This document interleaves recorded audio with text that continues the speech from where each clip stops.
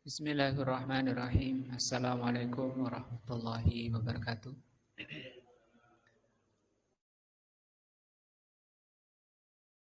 Alhamdulillahirabbil alamin wa bihi nasta'in ala amri dunya waddin. Asyhadu an la ilaha illallah wa asyhadu anna Muhammadan abduhu wa rasuluh.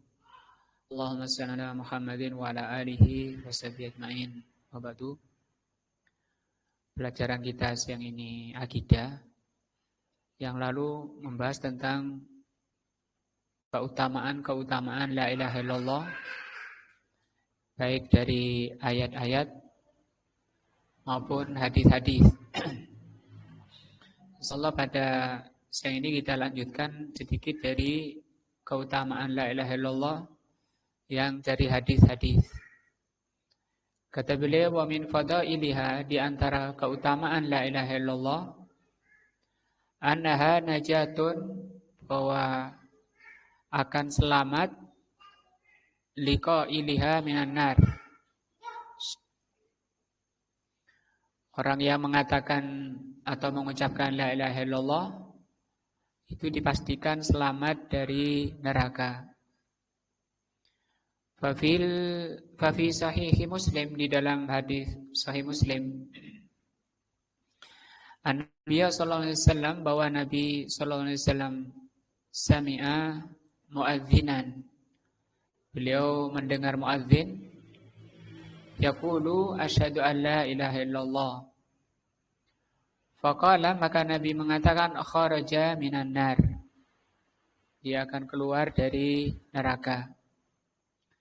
Wa fi sahihi Muslim, juga di dalam fi sahihaini, di dalam sahih Bukhari dan Muslim, min hadis Idban radhiyallahu anhu, hadis dari Idban radhiyallahu anhu, anin Nabi sallallahu alaihi wasallam, dari Nabi sallallahu alaihi wasallam, annahu qala, bahwa beliau bersabda, innallaha harrama 'alan nar, sesungguhnya Allah mengharamkan neraka, man qala la ilaha illallah, bagi orang yang mengucapkan la ilaha illallah, yabtaghi bidzalika wajh Allah, yang dia mengucapkannya karena mengharap wajah Allah. Mengharap wajah Allah ini sudah tingkatan keikhlasan yang tertinggi. Nah, di sini berarti yang mengucapkannya itu benar-benar sudah tahu kandungan la ilaha illallah. Nanti akan dibahas, kalau cuma mengucapkan dari lisan tanpa mengerti maknanya, tanpa menjalani rukun-rukunnya, itu tidak seperti yang dimaksudkan oleh hadis ini. Makanya di sini Rasulullah katakan yabtaghi bidzalika wajh Allah, dia mengucapkannya karena mengharap wajah Allah. Melihat wajah Allah itu kenikmatan tertinggi di surga, mengalahkan seluruh kenikmatan yang ada di surga. Kata Rasulullah, dengan melihat wajah Allah itu terlupakan seluruh kenikmatan-kenikmatan yang dirasakan di surga. Tertutup oleh nikmatnya melihat wajah Allah. Semoga Allah SWT memasukkan kita semua ke surganya dan bisa melihat wajah Allah. Wa min fadaili hadhil kalimah, di antara keutamaan la ilaha illallah, anna Nabiya sallallahu alaihi wasallam, bahwa Nabi sallallahu alaihi wasallam ja'alaha, beliau menjadikan la ilaha illallah itu afdalu syu'abil iman, paling tingginya cabang iman. Jadi iman itu bercabang sampai 70 lebih. Yang tertingginya itu adalah qaulu la ilaha illallah. Wa fi sahihain, di dalam sahihain, min hadis Abi Hurairah radhiyallahu anhu, bahwa Abu Hurairah radhiyallahu anhu mengatakan anna Nabi sallallahu alaihi wasallam qala, bahwa Nabi sallallahu alaihi wasallam bersabda, al-imanu bid'un wa sab'una syu'batan, iman itu ada 73 cabang. A'laha, paling tingginya qaulu la ilaha illallah. Qaulu itu dua maknanya, ada ucapan hati, ada ucapan lisan. Nah, yang banyak yang banyak terjadi itu ucapan lisan. Ucapan hati ini butuh ilmu. Nah, yang nanti akan dibahas setelah ini, setelah bab keutamaan la ilaha illallah. Wa adnaha, dan paling rendahnya cabang iman, imatatul adha anit thariq, membuang gangguan dari jalan. Nah, wal haya'u syu'batun minal iman. Lanjutan ini masih ada ya. Wal haya'u syu'batun minal iman. Dan rasa malu itu merupakan cabang dari iman. Kalau diselesaikan sampai malu itu cabang dari iman, maka hadis ini menerangkan bahwa iman itu terdiri dari 3 bentuk. Pertama ucapan lisan ini ya, dan ucapan hati. Yang kedua amalan. Apa amalan di sini? Membuang gangguan di jalan. Kemudian yang ketiga tadi malu itu amalan hati ya. Nah, akan mencakup 3 unsur yang ada pada manusia: ucapan, perbuatan, dan hati. Wa min fadailiha, di antara keutamaan la ilaha illallah, anna Nabiya sallallahu alaihi wasallam akhbara, Rasulullah sallallahu alaihi wasallam mengabarkan annaha, bahwa la ilaha illallah itu afdalul dzikri, paling utamanya zikir. Zikir itu juga ada 3, zikir dengan hati, zikir dengan lisan, zikir dengan anggota badan. Yang paling afdal dari 3 bentuk zikir itu kalau memadu hati dan lisan. Seperti misalnya dalam sholat, orang sholat itu kan mengucapkan doa-doa, bacaan-bacaan Al-Quran. Nah, itu lisannya, kadang hatinya tidak ikut. Nah, atau orang itu hatinya saja yang berzikir tapi lisannya tidak. Nah, itu kedua. Yang ketiga, dengan lisan saja itu paling rendah. Nah, yang paling afdal dengan menyatu antara lisan dan hatinya.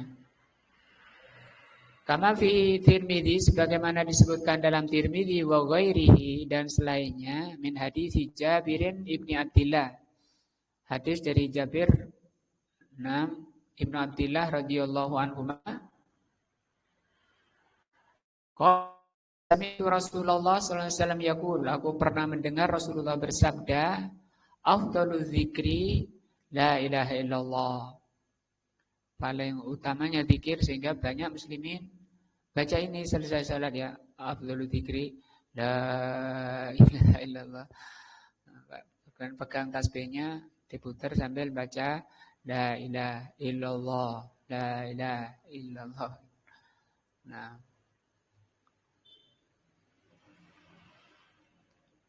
wa afdalud du'a, dan paling afdalnya doa alhamdulillah. Nah, nanti aja kita baca tafsirnya kayak gini, apa maksudnya ya.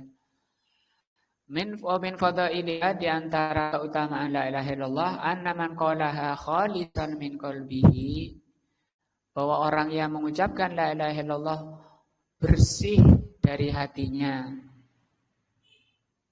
Bersih dari hatinya. Ini kan berarti dia di hatinya sudah ada la ilaha illallah, sudah paham betul la ilaha illallah.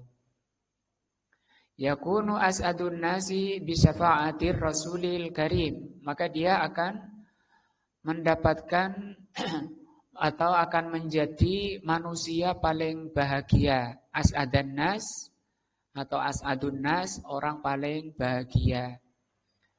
Dengan apa? Dengan mendapatkan syafaat Rasul sallallahu alaihi wasallam yaumal qiyamah, pada hari kiamat. Jadi akan mendapat pertolongan dari Rasulullah yang disebut syafaat Rasul. Siapa itu? Orang yang mengucapkan la ilaha illallah dengan murni dari hatinya. Kama fi sahihaini, fi sahihi, sebagaimana disebutkan dalam sahih. Ini Bukhari, kalau as-sahih saja kayak ini Bukhari. min hadits Abi Hurairah radhiyallahu anhu, hadis dari Abu Hurairah, annahu qala, bahwa beliau berkata, kila, ditanyakan, ya Rasulullah, wahai Rasulullah, man as'adun nasi bi syafa'atika yaumal qiyamah, siapa manusia yang paling berbahagia karena mendapat syafaatmu pada hari kiamat? Nah, qala Rasulullah, maka Rasul mengatakan, laqad dzanantu, sungguh aku mengira atau aku meyakini, ya Aba Hurairah, wahai Aba Hurairah. Jadi Rasulullah sendiri juga memanggil beliau Abu Hurairah, ya. Hurairah ini kucing kecil dari kata hirun asalnya. Kalau hirun itu jantan. Itu kalau hirun, kucingnya sudah gede. Kalau ditasghir itu artinya dikecilkan, menjadi hurairun. Tapi kalau ada taknya, ini betina berarti. Betina kecil, ada riwayat di saku, ada riwayat itu masukkan ke lengan bajunya ini loh. Karena lengan bajunya kan ombo. Apa bunyi-bunyi itu dek? Tangannya, sahabat tanya, apa itu? Ada hira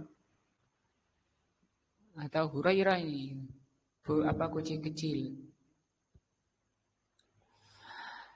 Nah, kata Rasul sallallahu alaihi wasallam, aku meyakini bahwa ya Aba Hurairah, bahwa tidak akan bertanya tentang ini ahadun, seorang pun, awwala minka, yang mendahului engkau. Artinya aku meyakini memang engkau yang pertama bertanya tentang ini. Tentang apa? Tentang apa? Orang yang paling bahagia dengan syafaat beliau. Kenapa Rasul menduga seperti itu pada Abu Hurairah?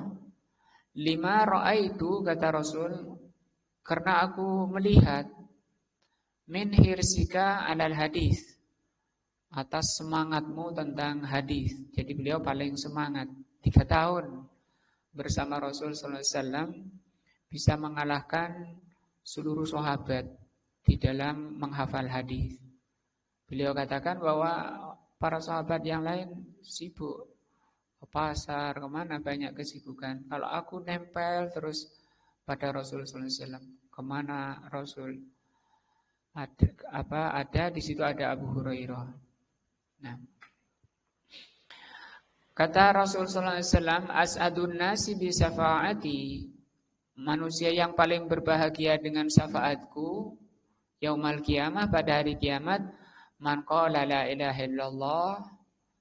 Nah, orang yang mengucapkan la ilaha illallah khalisan min qalbihi, murni dari hatinya, au nafsihi, atau jiwanya.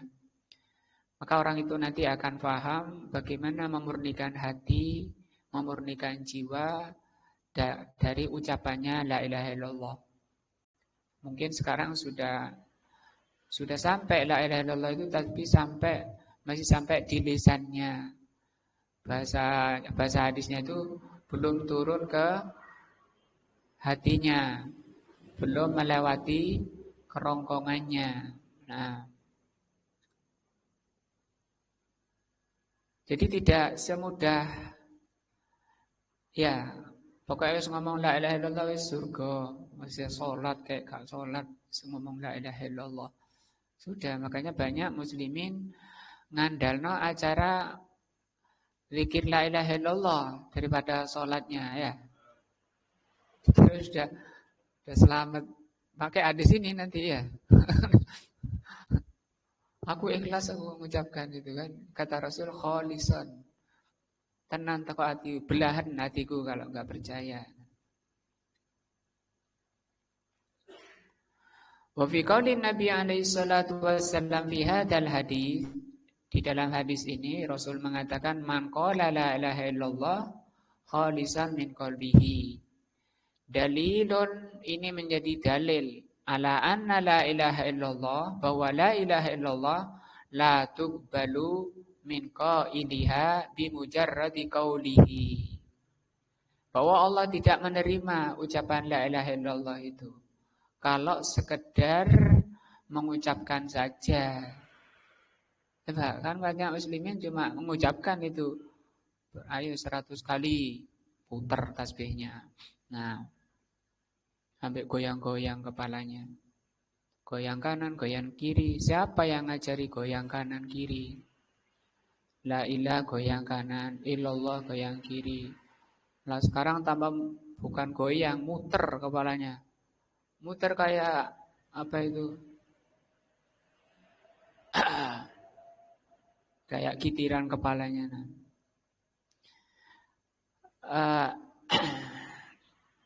Maka ucapan la ilaha illallah dari hadis ini menerangkan bahwa orang mengucapkan la ilaha illallah itu tidak diterima oleh Allah.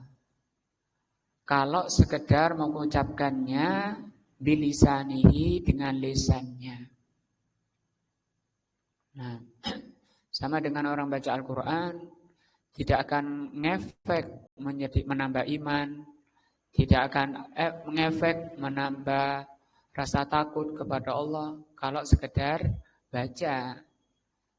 Nah, bala buddha bahkan yang harus min istifai surutiha.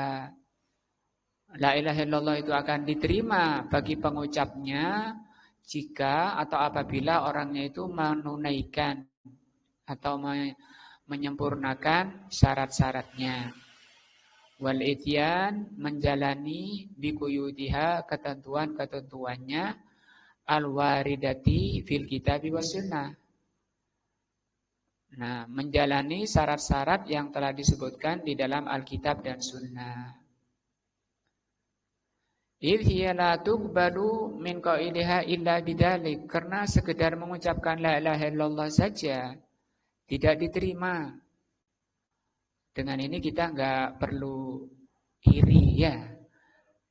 Dengan acara-acara zikir la ilaha illallah, majelis zikir. Tengah malam lampunya dimatikan. Baca la ilaha illallah. Sebelum baca, gurunya baca hadis-hadis ini. Nah, karena hadisnya memang Bukhari, Muslim, Sahih. Tidak ada yang bisa bantah hadisnya. Nah, ini kita selesai bab tadi apa? Keutamaan la ilaha illallah. Sekarang kita masuk ke apa ini judulnya? Syurutu la ilaha illallah. Syarat-syarat la ilaha illallah. Laqad taqaddama telah lalu di bab sebelumnya ma'ana bersama kita dzikru syai'in min fadaili kalimati tauhid, sedikit penyebutan tentang keutamaan-keutamaan kalimat tauhid, yaitu la ilaha illallah. Allati hiya khairul kalimat, yang la ilaha illallah ini kalimat paling baik. Nah, orang itu kan banyak bicara. Yang terbaik bicara itu la ilaha illallah. Tapi enggak boleh diputus. Misalnya la ilaha, harus sempurna la ilaha illallah. Nah, kalau berhenti di sini itu enggak punya makna dan bisa bahaya. Karena la ilaha illallah, la ilaha itu maknanya tidak ada sesembahan. Ada, ya. Kok bilang enggak ada? Kalau atau mengucapkan illallah saja, itu juga enggak ada faedah. Maksudnya apa? Hanya Allah itu apa? Nah, karena maka ini enggak boleh mutus. Karena ada zikir-zikir yang banyak diikuti muslimin, terutama dari thariqah sufiyah, ketika mereka mengadakan acara raudhah. Raudhah itu latihan. Latihan apa Pak Mian? Hah? Teman-teman itu ingin jawabannya Pak Mian itu senang dengerin jawabannya. Latihan bersyukur. Bukan, itu latihan nyatu. Latihan manunggaling kaula Gusti. Latihan wahdatul wujud. Wahdah itu menunggal wujud. Itu la ilaha baca ini 2000 kali. La ilaha illallah. La ilaha illallah. Udah capek, tinggal illallah. Illallah. Illallah. Udah capek, tinggal Allah. Allah. Allah. Udah capek, tinggal hu. Hu. Hu. Nah, ini sudah paling puncaknya nih katanya, sudah intinya. Habis itu ngeblak. Pingsan. Setelah ngeblak dia bangun, udah sadar, aku masing-masing sudah merasa dapat wangsit. Dapat ajaran-ajaran baru. Taruhlah misalnya ditulis, kemudian ditulis, ada yang nulis, betul, ditulis ada kitabnya. Nah, lupa nama kitabnya. Terus kata yang nulis, aku habis nulis ini, mimpi didatangi Rasulullah. Karena asalnya aku ragu, mau nyebarkan bukuku ini aku masih ragu. Aku bermimpi, Rasul menganjurkan, sebarkan, sebarkan, itu sebarkan. Nah,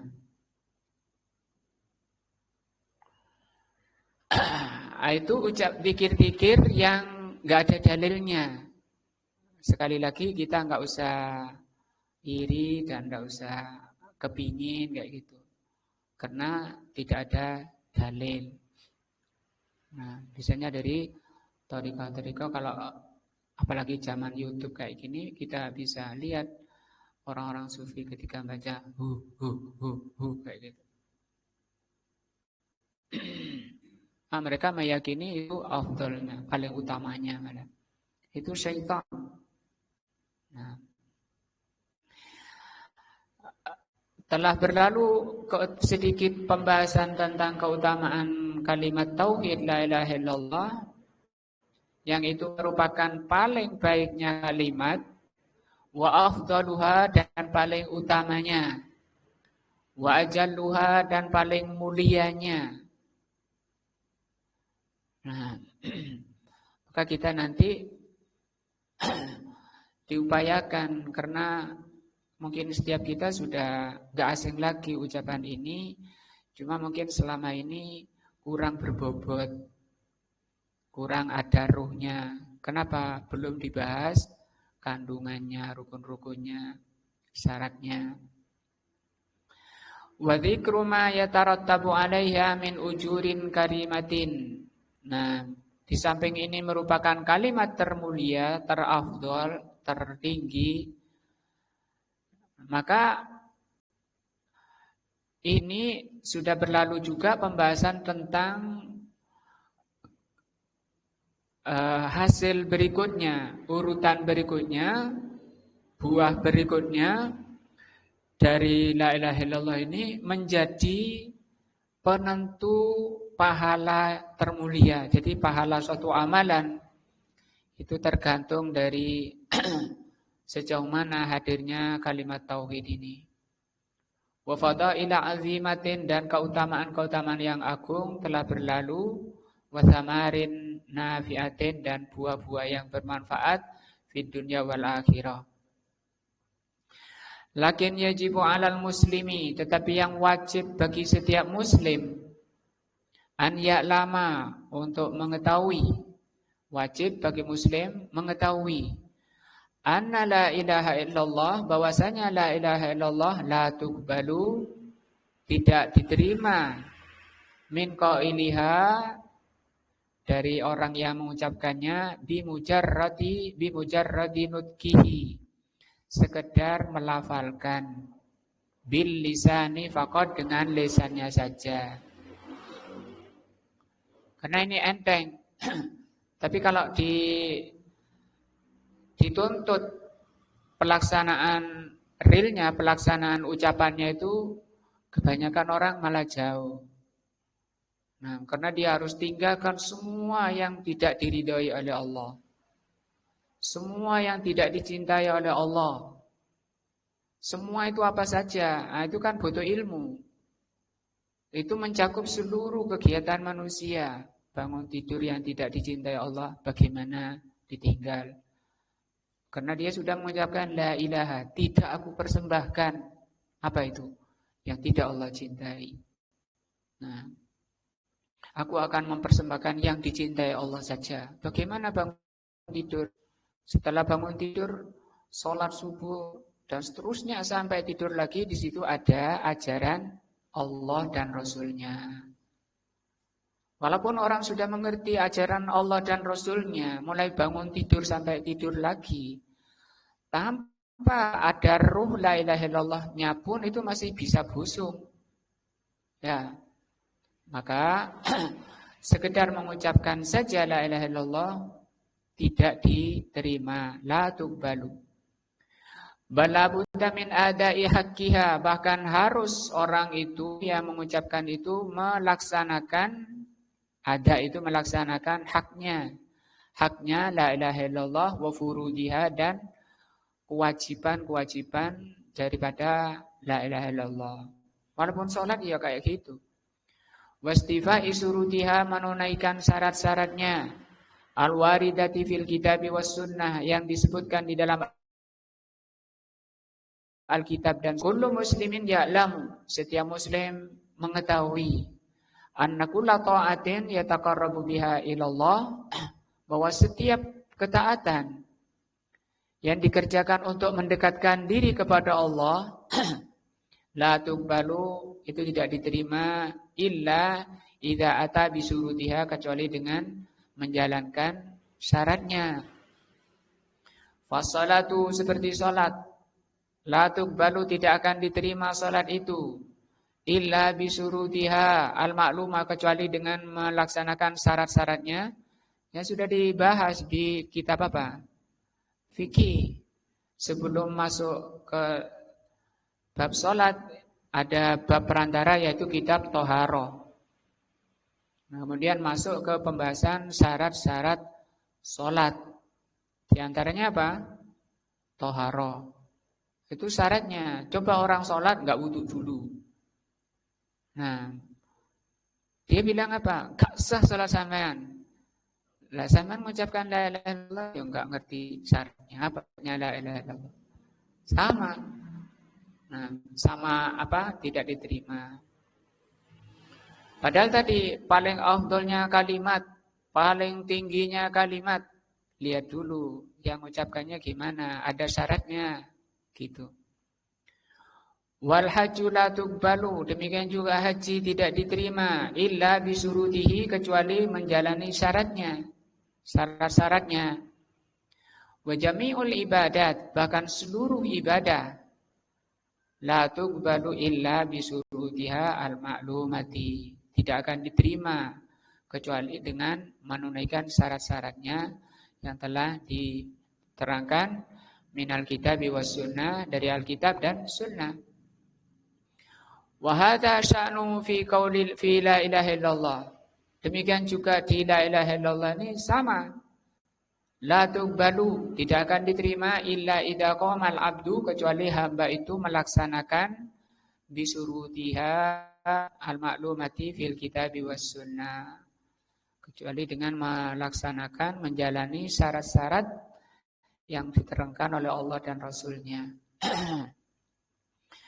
Waqad asyara salafuna salih, telah mengisyaratkan salafuna salih. Salaf itu pendahulu kita, as-salih yang salih rahimahullah. Ila ahammiyatil inayati, para ulama salaf telah mengisyaratkan tentang pentingnya orang itu memperhatikan, mendalami, memahami bisuruti la ilaha illallah, mendalami tentang syarat la ilaha illallah, mementingkan tentang syarat la ilaha illallah. Nah, karena ini akan menjadi ruh daripada ibadah, daripada ketaatan-ketaatan. Nah, wa wujubil iltizami biha. Para ulama di samping membahas syarat-syaratnya, kewajiban-kewajiban yang harus dijalani bagi orang yang mengucapkan la ilaha illallah. Wa annaha tuqbalu illa bidzalik, karena tidak akan diterima ucapan la ilaha illallah itu kecuali dengan ini. Perhatian mempelajari syarat-syarat la ilaha illallah. Maka ini kan sebelum orang itu mengucapkan 2 kalimat syahadat, ya. Kenapa orang seperti pamannya Rasul sallallahu alaihi wasallam tidak mau mengucapkan, tidak mau bersyahadat? Kufar Quraisy, orang-orang kafir Quraisy berat mengucapkan atau bersyahadat. Karena mereka tahu maknanya itu, tuntutannya, kandungannya, konsekuensinya. Dan di antara kelebihan orang Quraisy, mereka aib kalau berbohong. Nah, wa min dzalika ma ja'a 'anil Hasan Al-Basri rahimahullah, di antaranya di antara para ulama yang mensyaratkan menganjurkan orang muslimin perhatian pada mempelajari syarat la ilaha illallah adalah Al-Imam Hasan Al-Basri rahimahullah. Beliau imam tabi'in. Annahu qila lahu, bahwa dikatakan kepada beliau, inna nasan yaquluna. Ada yang bertanya pada beliau, sesungguhnya manusia mengatakan, man qala la ilaha illallah dakhalal jannah. Barang siapa mengucapkan la ilaha illallah masuk surga. Faqala, maka Al-Imam Hasan mengatakan, man qala la ilaha illallah, barang siapa mengucapkan la ilaha illallah fa'adda haqqaha, kemudian dia tunaikan hak-hak la ilaha illallah, wa furuduha wa farduha, dan fardu la ilaha illallah, dakhalal jannah. Ya. Wa qala Al-Hasan, dan juga berkata Al-Hasan, bukan Al-Basri, tapi ya ini Hasan Al-Basri juga. Jadi kalau ada kitab-kitab menyebutkan Al-Hasan, maka itu yang dimaksud beliau Imam Tabi'in Hasan Al-Basri. Seperti perkataan telah berkata Sufyan. Kalau Sufyan saja itu berarti Ats-Tsauri. Karena Hasan itu banyak ya. Ibnu Uyainah dan seterusnya.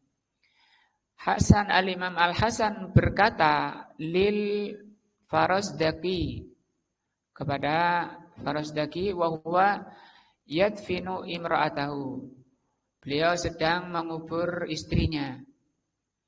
Kata beliau, tanya kepada suaminya ini, Farazdaqi, ma'adatta, apa yang telah engkau siapkan li hadzal yaum, untuk menghadapi hari seperti ini.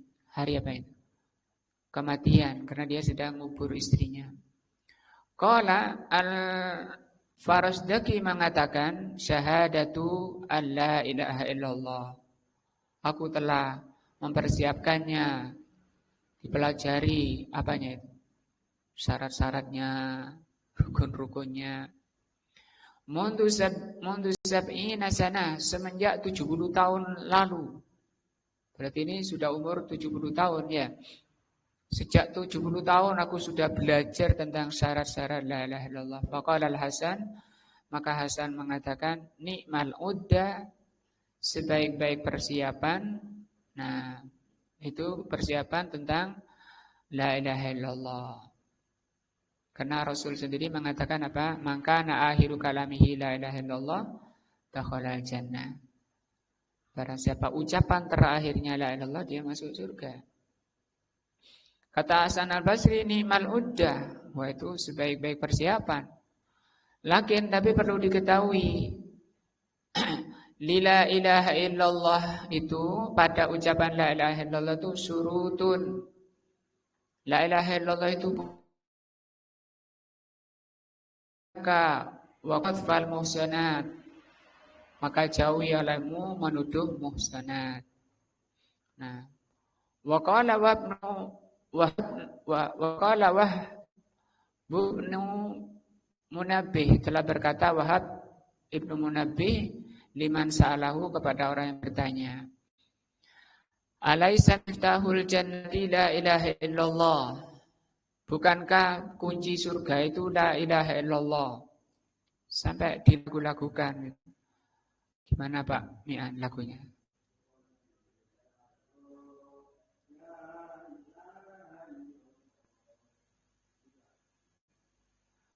Gimana? Kita terus.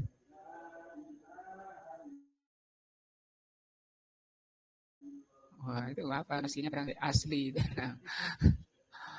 Nah, tapi nggak tahu itu apa maksudnya dia. Ya orang sekedar mengucapkan banyak lah. Nah, jangankan orang, burung itu bisa ucapkan.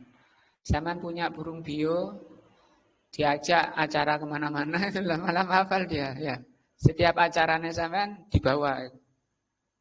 Nanti dapat berapa bulan dia sudah nirukan walaupun tidak diundang.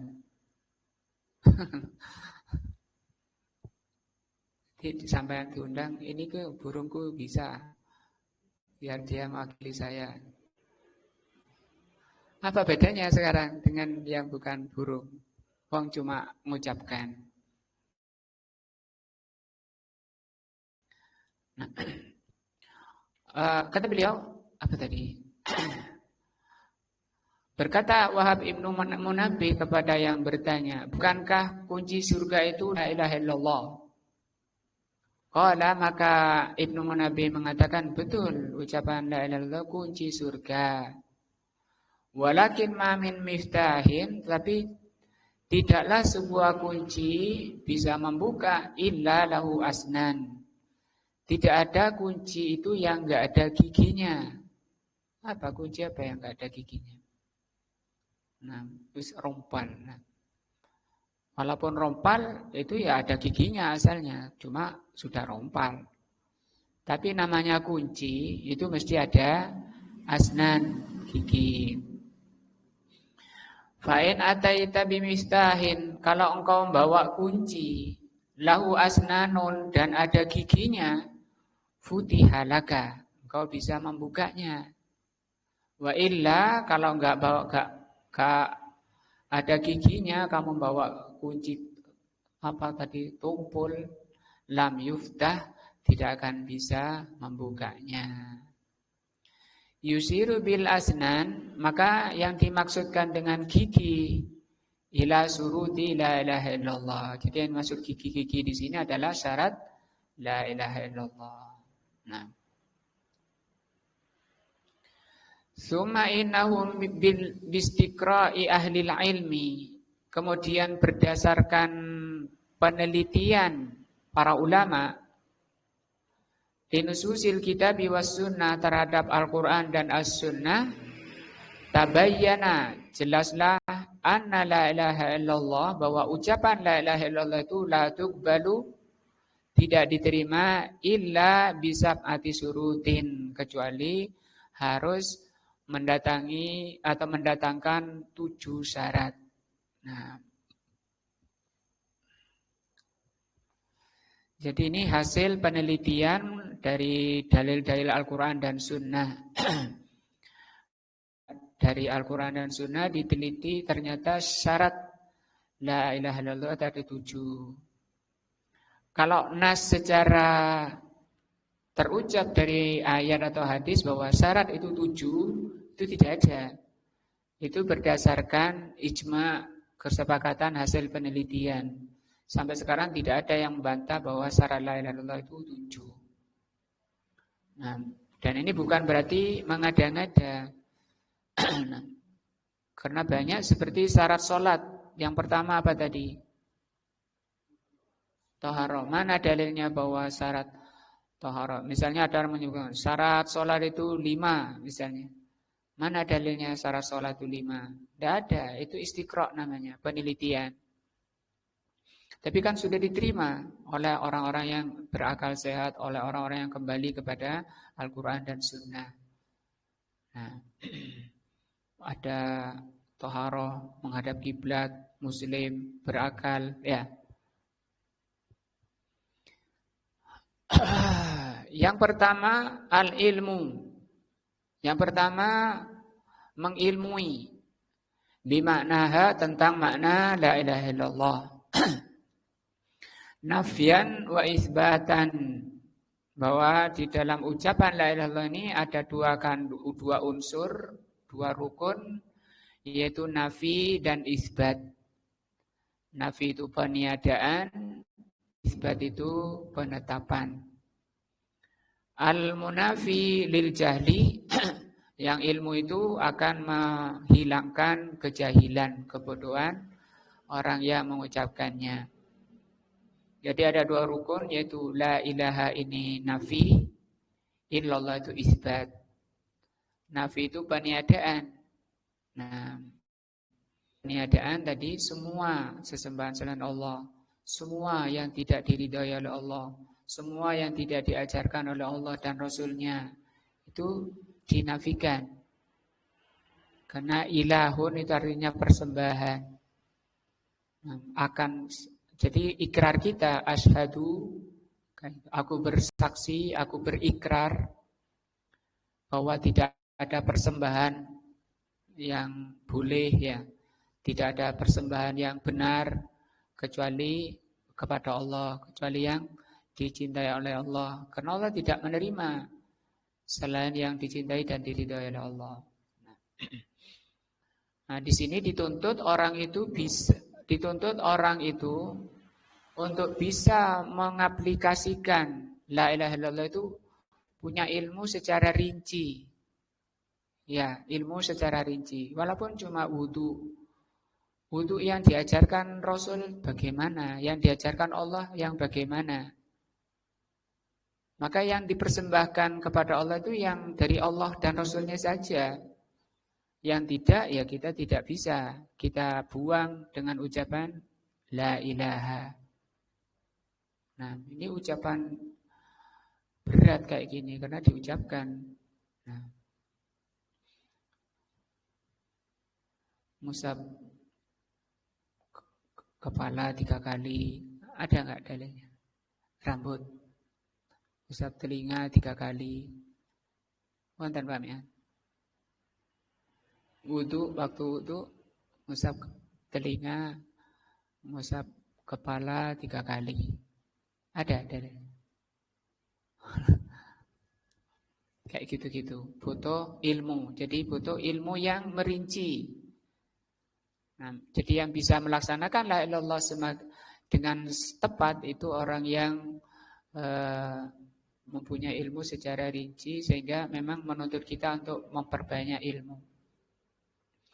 Yang kedua al-yakinu, yakin, al-munafi lisyak, yang meniadakan keraguan, warraibi dan raib sama keraguan. Yang ketiga al-ikhlas, ikhlas di dalam mengucapkan, al-munafi lisyirki warraibi, yang meniadakan kesyirikan dan riya. Nah, yang keempat asidku, jujur, al-munafi lil kadzabi. Mengucapkan la ilaha illallah masih asik sama ajaran-ajaran yang tidak Allah ridhoi, itu enggak jujur namanya. Masih mau pada ajaran-ajaran yang tidak Allah ridhoi. Itu enggak jujur ucapan la ilaha illallah. Yang kelima al-mahabbah, cinta. Nah, al-munafi lil bughdi wal kurhi, mencintai apa yang Allah cintai, apa yang Allah ridhoi, dia cintai. Nah, apapun enak tidak enak, masuk atau tidak masuk pada pikiran dan perasaan kita, selama itu dicintai Allah, kita selama itu sahih benar dari Allah dan Rasulnya, kita harus cinta. Allah berfirman, "Qul in kuntum tuhibbunallah fattabi'uni." Katakan Muhammad, jika kalian mengaku cinta kepada Allah, ikuti aku. Nah, yuhibbukumullah wa yaghfir lakum dzunubakum. Yang keenam al-inqiyadu, melaksanakan, al-munafi litark, meniadakan, lawannya adalah meninggalkan. Sudah mengucapkan la ilaha illallah tapi gak manut. Nah, yang ketujuh al-qabul, al-qabul artinya menerima, al-munafi lirradi, yang menolak, arad itu menentang. Itu ada 7. Wa qad jama'a ba'du ahli ilmi, untuk mempermudah 7 rukun ini, para ulama, sebagian ulama mengumpulkan hadhihi syurutas sab'ata, 7 syarat ini, fi baitin wahidin, dalam satu ucapan syair. ilmun yakinun wa ikhlasun wa sidku kama mahabbatin pangkiyadin wal qabululaha. Bentuk syair kayak gini. Ganti ini aja Pak Mian yang insyaallah ini kalau ngerti maknanya itu lebih faidah ke hati. Nah, wala apa ini? Wala nakif waqfatan muhtasaratan ma hadhihi surudi li bayanil murad bi kulli wahidatin. Maka berikut akan saya sampaikan secara ringkas tentang 7 syarat ini. Ma'adzikri ba'di adalliha minal kitab, dan akan disertakan penjelasan singkat tentang 7 syarat ini dan disertai dengan dalil-dalilnya dari Al-Quran dan As-Sunnah. Amma syurutul awwalu, adapun syarat pertama, syarat la ilaha illallah pertama, huwa al-ilmu, yaitu mengilmui, bimaknaha, mengilmui maknanya. Al-muradu minha, yang dimaukan ilmu di sini, ilmu la ilaha illallah itu maksudnya nafyan wa isbatan. Ilmu la ilaha illallah itu adalah nafi dan isbat. Al-munafi lil jahli, yang nafi dan isbat itu akan menghilangkan kejahilan. Wa dzalika bi ayya'lama, yaitu orang memahami mangqalaha anha tanfi jami'an wa'il ibadat, yaitu menyadari atau mengilmui bahwa seharusnya orang yang mengucapkan la ilaha illallah itu harus meniadakan semua jenis peribadatan an kulli ma siwallah, pada selain Allah. Namanya syirik ya, mulai dari syirik kecil sampai besar ya. Kalau bedanya apa? Kalau kecil itu tidak mengeluarkan pelakunya dari Islam. Tapi itu bahaya karena Allah mengatakan innallaha la yaghfiru ayyushraka bihi wa yaghfiru ma duna dzalika liman yasha. Allah tidak mengampuni dosa syirik. Itu umum kata Allah, Allah tidak mengampuni dosa syirik. Syirik besar maupun kecil, kata Syekhul Islam, besar maupun kecil. Nah, tidak diampuni. Kecuali harus taubat. Nah, dosa kecil diantaranya apa? Riya, sum'ah, kemudian bersumpah pada selain Allah.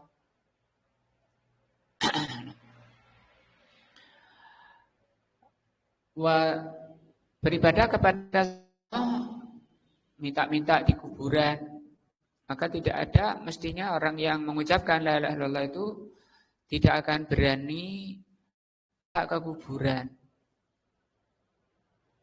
Saya tidak minta, cuma apa yang di sana? Baca Al-Quran saja di kuburan. Baca Quran itu ibadah. Ada enggak dalil ibadah di kuburan? Tidak ada. Terus apa lagi tujuannya? Saya tidak minta, cuma saya baca Quran. Walaupun baca Quran, atau saya cuma baca sholawat di sana. Enggak ada, sholawat tidak harus ke sana. Baca Quran bisa di kamarnya sendiri, bisa di masjid yang terdekat. Kalau ibadah datang ke kuburan itu tidak ada. Makanya Rasul mengatakan, la taj'alu buyutakum kuburo. Jangan kau jadikan kalian itu kuburan. Baca Quran di rumah, jangan di kayak memang enggak dibacakan Al-Quran gitu loh. Ya. Kuburan memang enggak dibacakan Al-Quran. Kok rumahmu malah dijadikan kuburan, enggak dibacakan Al-Quran. Nah,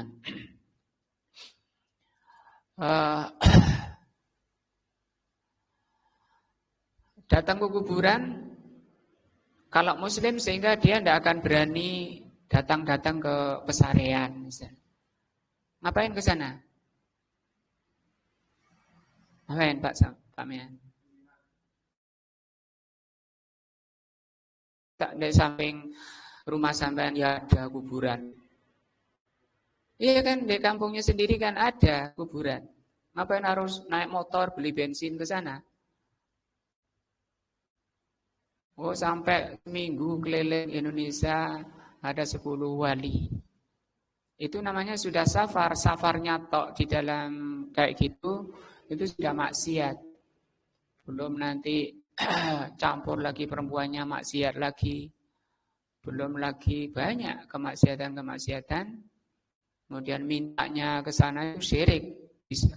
Kalau minta itu bukan syirik kecil lagi. Sekarang baca Al-Quran saya tidak minta, cuma baca Al-Quran di sana. Saya tidak baca Al-Quran, ya tidak minta, cuma safar saya ke sana. Itu maksiat juga. Kata Rasulullah SAW, la tusaddur rihal. Jangan kalian menempuh perjalanan dengan menyiapkan bekal, kecuali pada 3 tempat. Masjidil Haram, Masjidil Hadza. Boleh. Rombongan bis ke sana itu boleh. Nah, tapi kalau ke keliling Wali 9 itu malah dipimpin oleh tokoh-tokoh ahli la ilaha illallah, ya. Pemimpinnya itu. Nah, yang mimpin itu ahli la ilaha illallah. Maka itu tidak memenuhi syarat pertama. Syarat pertama la ilaha illallah apa tadi? Mengilmui. Apa ilmunya? La ilaha illallah itu mengandung 2 perkara penting. Apa itu? Nafi. Ya wes aku gak nang kuburan, gak sana-sana, tak kerjai. Sampai gak taklim, gak sholat, kerja. Ya itu juga syirik. Nuruti nafsu. Rasulullah berfirman, afara'aita man ittakhadha ilahahu hawahu. Ya kan? Tahukah kamu orang yang menjadikan hawa nafsunya sebagai sembahan? Itu ayat. Kalau hadis Rasulullah SAW bersabda, ta'isa abdud dinar. Apa artinya? Celaka hamba dinar. Itu kan hamba dia. Abdun itu yang beribadah kepada dinar. Nah, itu dinar wakil di Saudi, di Arab sana. Kalau sini ya enggak dinar, banyak kambing, ya. Apalagi apa mengikat siapa itu?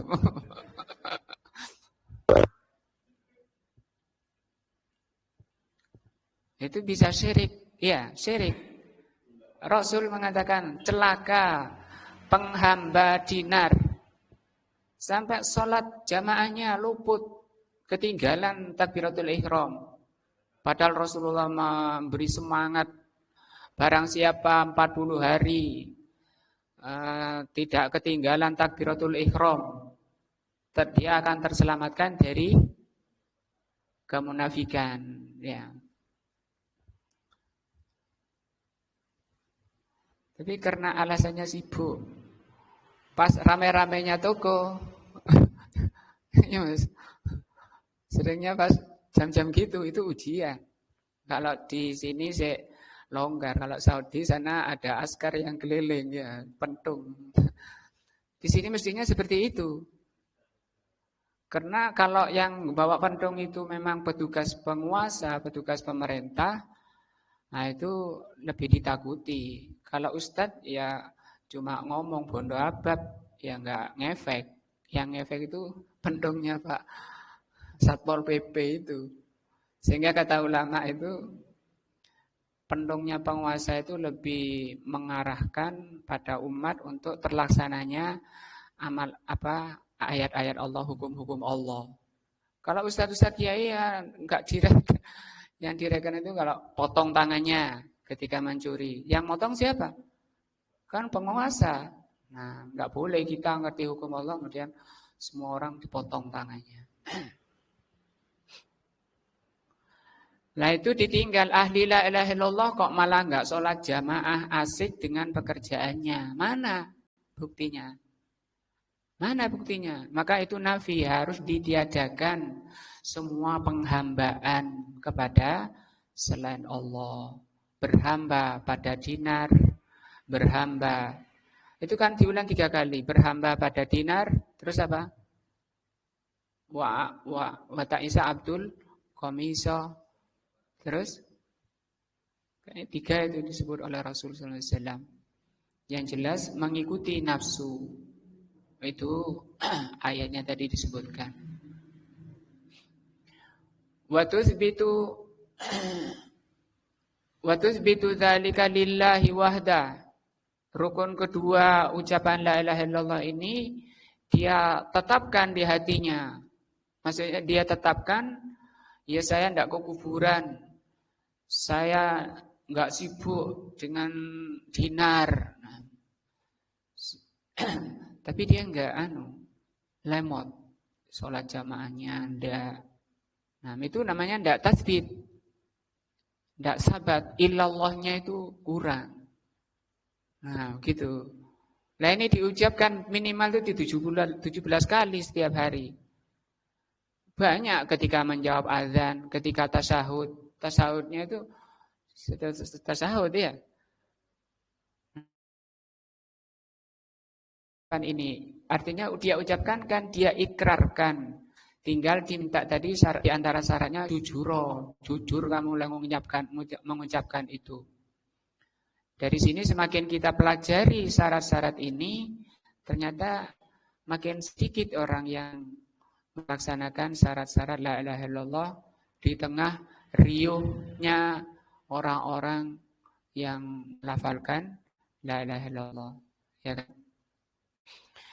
Kama fi qaulihi subhanahu wa ta'ala, seperti dalam firman Allah, iyyaka na'budu wa iyyaka nasta'in. Hanya kepadamu kami beribadah. Hanya kepadamu kami menghamba. Kami tidak menghamba kepada nafsu saya. Dan saya tidak menghamba kepada dinar. Hanya kepadamu ya Allah. Itu ikrar ini diucapkan 17 kali. Nah, wa iyyaka nasta'in, dan hanya kepadamu kami mohon pertolongan. Saya tidak pakai jimat-jimat.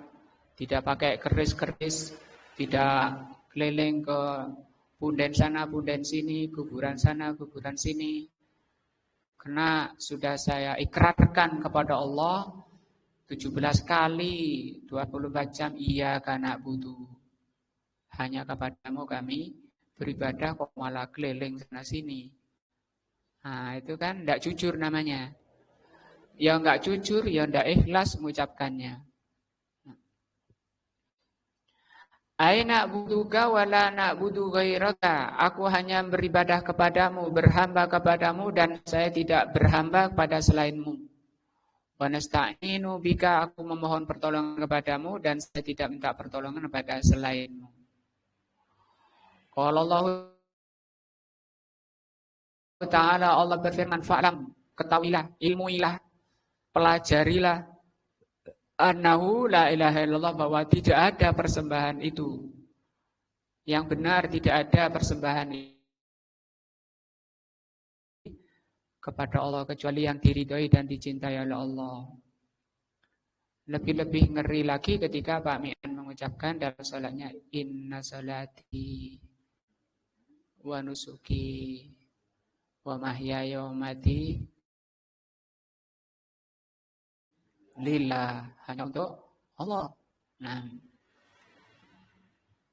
wa qala ta'ala illa man syahida bihaq wa hum ya'lamun, kecuali orang yang bersaksi dengan benar tadi, mengucapkan la ilaha illallah dengan benar dan dia mengerti, wa hum ya'lamun. Tapi kebanyakannya enggak ngerti kan? Nah, sehingga dengan entengnya dia mengucapkan sembrono, dia melaksanakan syarat-syaratnya. Qal mufassirun, berkata mufassir tentang surat Az-Zukhruf ini, illa man syahida bila ilaha illallah, kecuali orang yang mengucapkan la ilaha illallah, bersaksi la ilaha illallah, wa hum ya'lamun, mereka mengerti makna ma syahidu, mengerti makna apa yang dia persaksikan. Fi qulubihim wa alsinatihim, baik di hatinya maupun di lisannya. Maka pelajaran ini memang paling fundamental. untuk membangkitkan hati, menghidupkan hati. Karena nilai orang itu dari sini.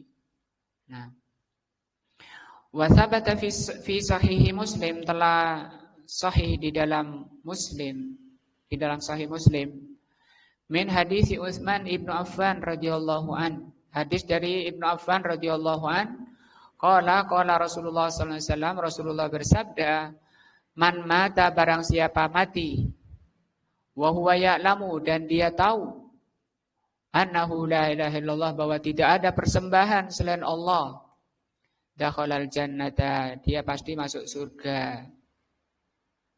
Walaupun matinya belum pernah berbuat baik sama sekali, tapi dia tahu. Dia tahu dan telah mengucapkan la ilaha illallah. Dia tahu belum pernah berbuat baik, habis mengucapkan la ilaha illallah, mati. Ada kasus di masa Rasulullah SAW, orang yang masih berada di atas untanya. Saya ingin masuk surga ya Rasul. No, orang kafir masihan. Ingin masuk surga. Iya, ingin masuk surga, takut neraka. Ucapkan la ilaha illallah. Baru ucapkan la ilaha illallah, dia langsung plek jatuh, meninggal. Nah, mungkin catatan-catatannya dari dulu lembaran-lembaran jelek, tapi dia selamat dari ucapan la ilaha illallah. Nah, wa huwa ya'lamu, maka kata Rasul, surga sudah. Fastaratu alaihi salatu wassalam al-ilma. Maka di sini Rasul mensyaratkan, ya, ini dalilnya. Rasul mensyaratkan, kalau ayatnya tadi sudah banyak, ini hadisnya, bahwa Rasul mengatakan, la ilaha illallah yang bisa mengantarkan ke surga, yang katanya tadi kunci surga, yang Pak Mi'an tadi hafal lagunya, itu kalau mengerti. Mudah-mudahan menambah ilmu kita dan menjadi ilmu yang bermanfaat. Semoga Allah memberikan hidayah dan taufiknya kepada apa yang Allah cintai dan Allah ridhai. Dan semoga Allah mengampuni dosa dan kesalahan kita, sehingga kita menghadap Allah dengan qalbun salim. Wallahu a'lam bishawab. Subhanakallahumma bihamdika, asyhadu an la ilaha illa anta, astaghfiruka wa atubu ilaika. Wassalamualaikum warahmatullahi wabarakatuh.